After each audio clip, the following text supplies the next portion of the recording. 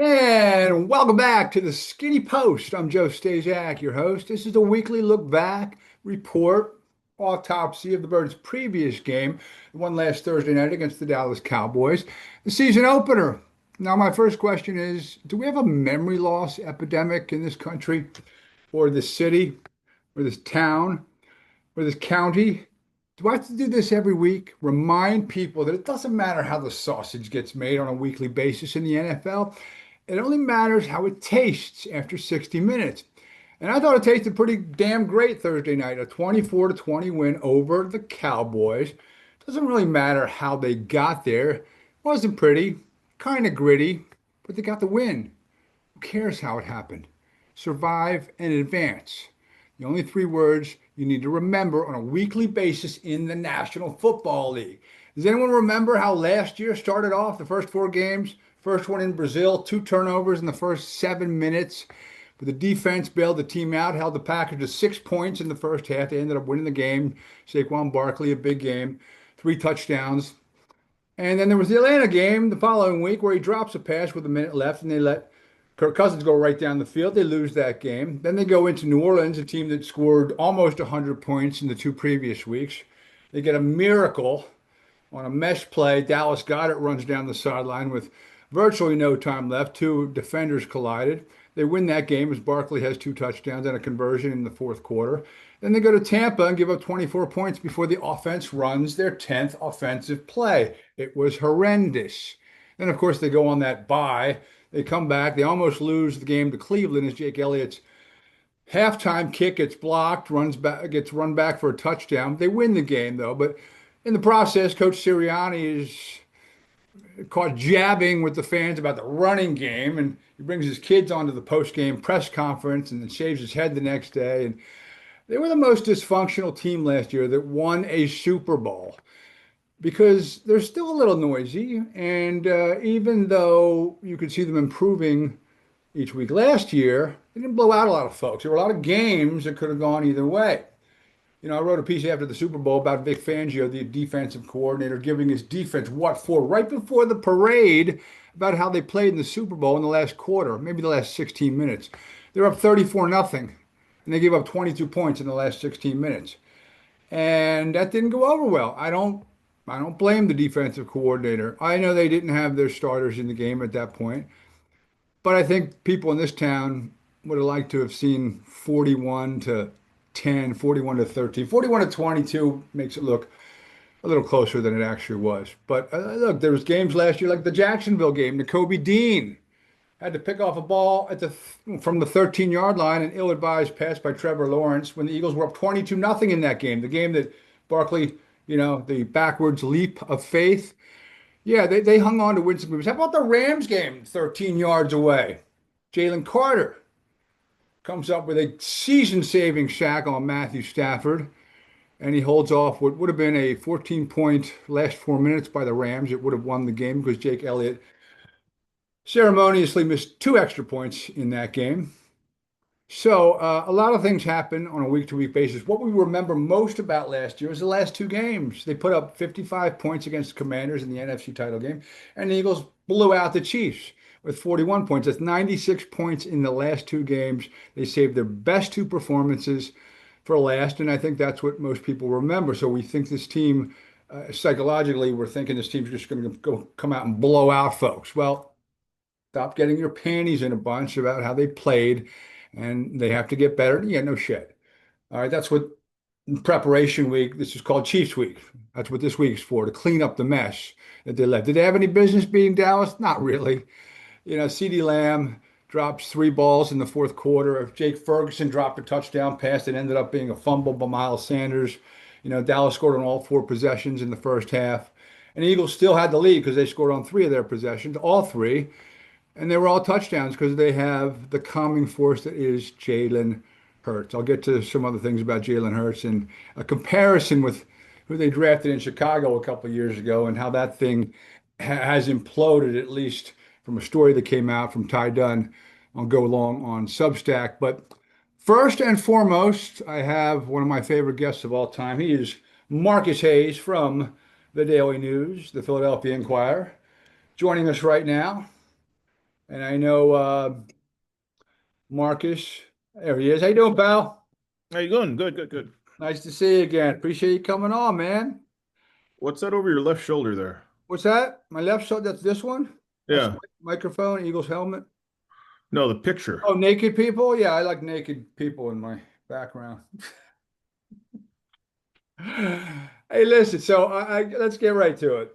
All right, the Eagles, they won a game maybe they had no business winning, but that's what good teams do. We know that. And that's what bad teams do, or inferior teams. They kind of do things that cost them the game. Miles Sanders fumble, all the drops, Jake Ferguson, whatnot. Let's talk about Jalen Carter, because you wrote a piece and you came out swinging right after the spitting incident, Spitgate, whatever you want to call it. 6 seconds into the season, they lose a guy to injury for the year, and then Jalen Carter gets tossed their best defensive player. You called for an additional suspension by the league. It looks like it came. There's What reports do you coming mean? out today saying he's Wait, probably going to get what, fined a little what do you more mean? than a game check, $60,000. But it doesn't look like a suspension will What do you happen. mean additional suspension? An additional suspension. Well, he I'm wasn't. sorry, and a suspension because he didn't get suspended yet. He got ejected. He was ejected. Yeah, he Got wasn't ejected, right? You want a suspension on top of the ejection. Tell us why. because he was unprovoked and he was. It's reprehensible, and he's a serial offender. He was fined twice last year for fighting the same team in two different games. He's a little ornery. Like I get the I spitting mean, thing. I don't know what to tell you. I mean, the guy is he dropped probably 7 spots in the draft because he was involved in an illegal fatality to which he pleaded guilty. Yes, and I thought there were a lot of quips about what happened the other night, and someone said, I can't even remember the reporter said, well, at least he didn't kill anyone. And so, oh wait, yes, he did. All right. He I didn't mean, really kill anyone. Yes, he was involved in a drag racing incident. Yes, and it ended up well, a player, a teammate, and someone associated with the team died in that accident. I know that he has some judgment issues, I'll say, some impulse control issues.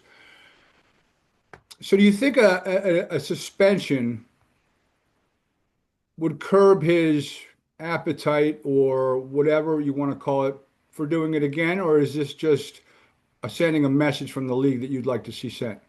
it's the whether or not it keeps him from doing something else again is irrelevant to the conversation that the league cannot allow this to happen.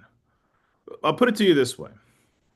If you and I get into an argument here, okay, and I'm in your studio and I spit on you, I'm gonna get fired. That's all that was. There was nothing going on. Zero things were going on. Jalen Carter stepped across the line of scrimmage during a dead ball time where his teammate was injured, He was trying showing to intimidate. He was trying to intimidate. showing no concern or respect for his teammate whose season ended, taunted another player in the huddle. Now, that should have gotten a flag to begin with. He has no business being across the line of scrimmage taunting another player. Dak came over to tell him to stop, spit on the ground, and Jalen took that as an insult. You're spitting on me, I'm going to spit on you. That gives license for anyone to spit on anyone at any time. So, regardless of how it affects Jalen Carter, the league needs to. 2 days later, similar thing happened in the heat of battle, In the Florida a game. Florida game. I mean, don't tell me that that kid didn't see Jalen Carter do it. I mean, You think that was a copycat move?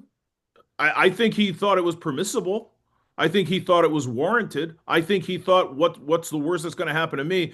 As soon as the NFL, mouthpieces that they employ on websites come out and say there's going to be no suspension, well, why should I think I'm going to get suspended? And even if it wasn't, my point is this. If he is not suspended, the next guy who does it cannot be suspended.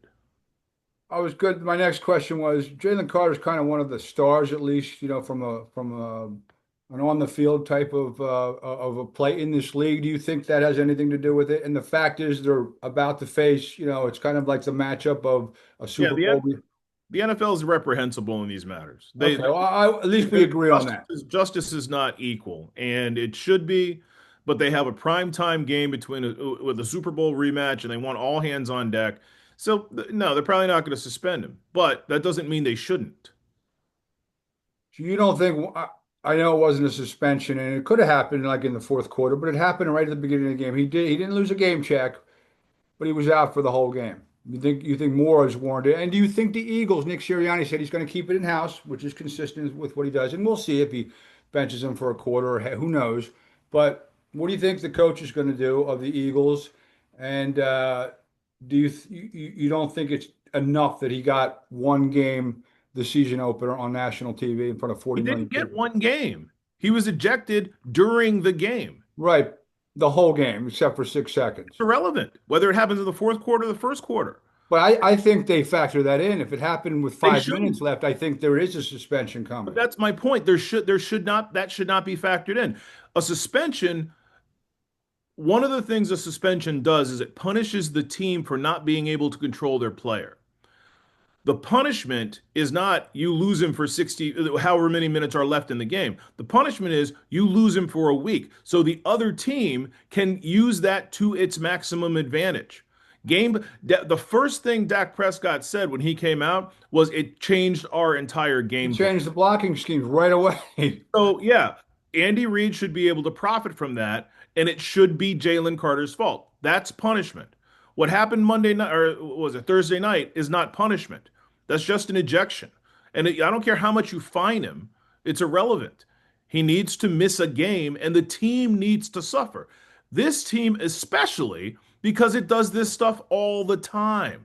There was a taunting penalty later in that half I know. that cost them, it extended a drive. Chauncey Gardner-Johnson got kicked out I think in the first half of the game against the Commanders last year that they lost, and that allowed them to come back. It This did. is this is a culture issue with Nick Sirianni, who also has had to apologize for his actions on the sideline. So there is staggering evidence that this team does not act professionally. Staggering evidence from the top down. So, yeah, he should be suspended a game and it should hurt the team. All right. All right. Would you, if you could go back in time, would you like to see them not draft Jalen Carter? Now, I don't care if they draft him or not. I don't care if he stays on the team or not. I don't care if they win or not. It's irrelevant to me. My job is not to say I want how I want the Eagles to win. I don't care. You know, in their defense and his defense, he's been a lot better than they thought he was going to be as far as like his actions. He's lost control less frequently and he's been more professional as time has gone on. And but my point is they've they've made a concerted effort to make that happen and he still spit in Dak Prescott's face. I know you can't have 22 guys like that on the field, but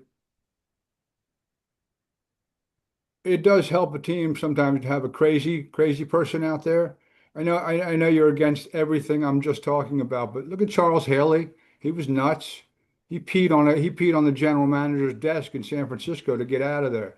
And you have Bill Romanowski admitting breaking fingers at the bottom of piles. And do you think that helps a team? Because not only is the imposing, stature of the guy standing in front of you, but not knowing what he might do and not care about the consequences. Do you think a team needs one or two of those guys? No. Okay. Who's the guy in Kansas City? They had a running back who got released, but then they brought him back for kicking his girlfriend in a hotel. But no, nothing on the field like that. Right. So that answers your question. But Andy does have he has some guys over there that of questionable repute sometimes in terms of misconduct and Tyreek Hill before they got rid of him and What do you keep saying before they got rid of him? Before that guy left or after he did it, he came back. So to answer your question, no, you don't need that guy. Teams win all the time without people who can't control themselves. And it's really unfair of us right now to compare Jalen Carter to a guy like Tyreek Hill or, guys who are much more on the lunatic fringe. I don't care if they keep him or not, but you certainly don't need somebody to strike fear into the opponent because you don't know what he's going to do. Kung Su didn't win a whole lot, did he? No, I'm trying to think. He didn't win anything, did he? Well, I mean, nobody wins a championship by himself, and he was a spectacular Hall of Fame caliber player. He was But nuts. Like he was nuts. Like he would do stuff to your leg, he would throw you around. Like he was. It's a perfect example. so no, you don't need a guy like that. The Eagles employed him too. Now the Eagles talk about, being very culture based and, having guys, character guys in, but you just mentioned another guy and Chauncey, CJ Gardner Johnson was here twice. The unsportsmanlike penalty the other night, Jalen Carter. Does that go against what the Eagles are kind of trying to, they talk about the culture here? Well, I guess the question is, do the preponderance of players who come here act out or act inappropriately? Or do they act generally appropriately? And do the ones who may have these issues, do they temper these issues? I would say the latter. Most of the guys with reputations who come here, like Darius Slay, turn out to be pretty good citizens once they get here because of the culture that was not created by Nick Sirianni. And it wasn't created by Howie Roseman. It was created by players like Jason Kelsey and Brandon Graham and Fletcher Cox in his later years, guys like that. Brandon Brooks when he was here, Lane Johnson to a large degree. That happens inside the locker room. And if you have a personality like Andy Reid's, it happens inside the building. But the Eagles don't have that guy in Andy Reid, and I don't know that they have those guys now that so many of them are gone. Now, this is not necessarily solely the responsibility of Nick Sirianni, who I don't know if he has a whole lot of equity or I don't know if he has a leg to stand on it when it comes to self-control with his players. I mean, I don't know if you remember this, but he went ballistic on Hassan Reddick one time during a timeout. And Hassan Reddick wanted to come to the sideline. He went And nuts on Jalen Carter, and his position coach had to remember the Hayward slap to the head in the Pittsburgh game. well, and I thought the position coach was did something wrong there. If the I head coach wants to yell at the player, you I don't. think you let But him. again, you're talking about a culture that's Right. kind of weird there, you It's know? weird. Oh, it's definitely weird. I wrote a whole piece on how it kind of almost looks noisy and dysfunctional, but they win in spite of it. Well, they win because they're very talented, and most of the guys, even the ones that go kind of crazy, really want to win and really play hard and really pay attention to detail. So maybe it's the perfect cocktail, but in general, no. This is the sort of behavior that can go very sideways very quickly. And for all his faults or whatever, the one stabilizing entity for the last 5 years, and I say faults by using the term very loosely, is Jalen Hurts. He's a steadying force. I mean, he came out 19 of 23, three passes he threw away, one was dropped, scored on the first three drives of the game. I know they didn't do a whole lot in the second half, but he seems like the very much calming influence, business-like. However, I thought I saw some throws where maybe he pulled the trigger a little quickly, and he used Dallas Goedert a lot the other night. And A.J. Brown gets one catch and no targets until the last play of the game, which we see once in a while that happens. He forgets. I don't know if he forgets or if he just kind of sticks with what's working and is very conservative. And that's not is despite what AJ Brown said and says about, he's just happy he's going to be here for life and blah blah blah. I mean, that almost blew up after the Carolina game last year, and we've seen that before. How do you think that plays out? What Jalen's reticence to pass to make. Yeah, and AJ not they're not those guys didn't really eat the receivers, and they got like maybe one of the top tandems in the league. Same way it played out last year. I mean, both of them swallowed it for the most part last year. If they keep winning, and I think they probably will, they're very, very good. It's not going to be a big deal. I think that most people, including the people inside the building, have come to recognize this is the kind of quarterback Jalen Hurts is, and it's the only kind of quarterback he can be against good teams, especially. You take care of the ball, you you know have a good running game, you win the field position and turnover battle, and you win close games against good teams. And this, one of the things that I think we're kind of leaving on the table here is this probably wasn't going to be a close game if Jalen Carter plays and if Landon Dickerson doesn't get hurt. Right. Like Dallas Cowboys are not a good team, especially, having no time to get used to not having Micah Micah Parsons. Parsons. They're not a good team. What we saw Thursday night, I think, is a byproduct of, the Eagles sort of a little bit of bad luck with Landon Dickerson and, shooting themselves in the foot with Nolan Carter. So this is a really, really good Eagles team, and they'll swallow it as long as they keep winning, and they should keep winning. Yeah, I was going to say, because I know there are a lot of people, and I try to kind of say the same things I did last year, that it's not always how they make the sausage, how it tastes at the end of the game is was really important. Eagles, people remember 55 they dropped on the Commanders, they blew the Chiefs out. There were a lot of close games last year that could have gone either way. They've only lost one game in the last 340 some days, and that was to the Commanders. After the bye, they just kept on winning and kept on getting better. What did you see in the team? Because they lost some of the defensive guys, and I think they combined for like 4,000 snaps, and they have a lot of young guys. Dory Jackson maybe didn't have a great night, and they've been trying to fix that second corner spot this offseason. And the defense gave up drives that ended up in points the first four drives of the season. What did you think overall about their performance? I mean, they obviously got better in the second half. Maybe the rain delay helped. I don't know. And what did you think about the offense? Well, the defense I thought was fine. I mean, considering it also had to sort of change the complexion of itself. And like I'll put it to you this way. We're not talking about it's a weird phenomenon. We're not talking about the defense struggling if Nolan Carter got hurt on the first play. We're Right. talking about how they played without Nolan Carter. But Nolan Carter got ejected, so it's as if there was no deficit. There's a huge deficit. Not only is he the best defensive player they have, he's probably the best defensive player they've had in the line of like, Brian Dawkins to Fletcher Cox to Nolan Carter. He's Sure. really, really good. He's elite, and they haven't had every down elite defenders in a long time. They've had some pretty good defenders or guys who've had good years, but this guy he's a game wrecker. So I think the defense is going to be fine. I was very impressed with everything except the Dory Jackson, but it's hard to get that. It's hard to get that spot filled. Almost no teams have three lockdown corners. Right. Right. Almost. So there's going to be a weakness. And as far as the offense goes, I don't really. I was astonished that it was as effective as it was on the first four drives. Really, the first four drives they'd had together, period, as a unit. They didn't even practice together, and those 11 guys were very, very efficient. And I think they would have continued to be efficient if Landon Dickerson hadn't had to leave the game. I mean, he's probably the second or third best guard in the league, and if you pair him with Jordan Mailata, it's by far the best left side in the league. Like I think there was like a 3rd and 2 in the fourth quarter where if they got the first down, the game was over. And I was thinking, okay, well, that's two tush pushes, right? Well, Yeah. not without Landon Dickerson. Right. Not the same. Kevin Patullo, what did you think of his first night out?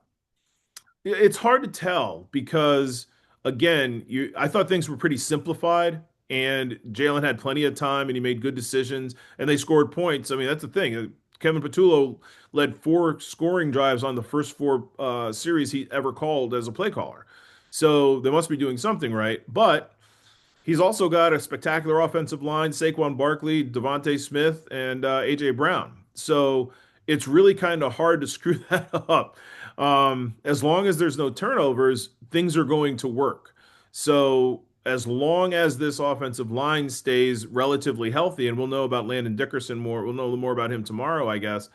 As long as it stays healthy, it's going to be an elite offense. It's going to score a lot of points and take a lot of time off the clock.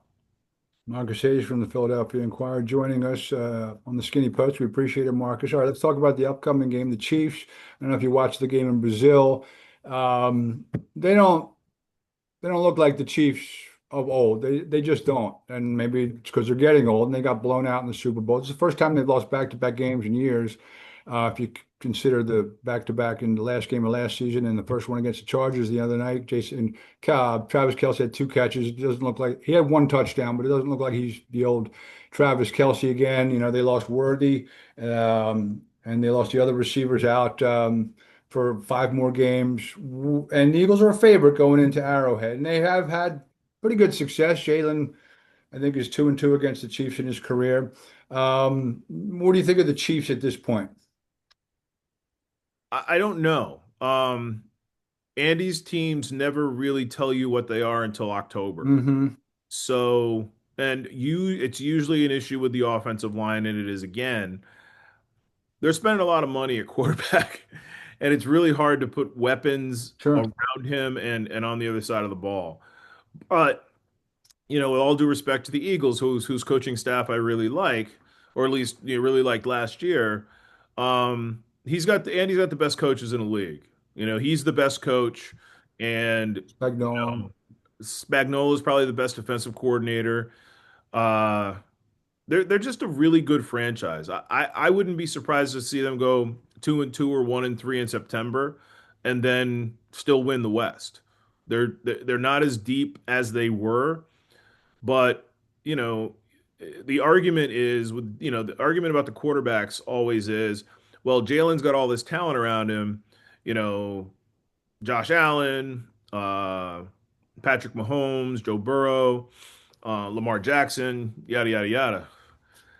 Patrick Mahomes wins games, and you're always in the game with him. Always in the game. So he's probably the most. And this is no shade at Tom Brady, but he's probably the most.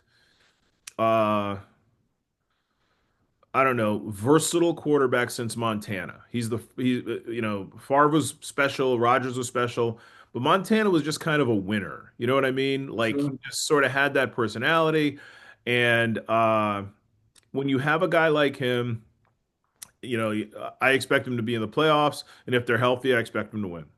Maybe not all of it, but I expect them to be in the playoffs, and if they're healthy, I expect them to win. I also wrote a story that everyone got excited when Micah Parsons got traded out of Dallas. To the Packers, and my first thing was, well, the Packers are closer to the Eagles than the Cowboys are, so why is everyone getting so excited? He played a little bit the other day, which is impressive since he didn't play at all in training camp or didn't, he's been hurt, he's got the back issue, but he's in Green Bay, he's got new life. Jordan Love, who I'm not huge on, played very well. The Packers smacked around the Lions pretty good. What do you think Jordan or Micah Parsons does for that Packers team to get them closer to where the Eagles are? He's like Reggie.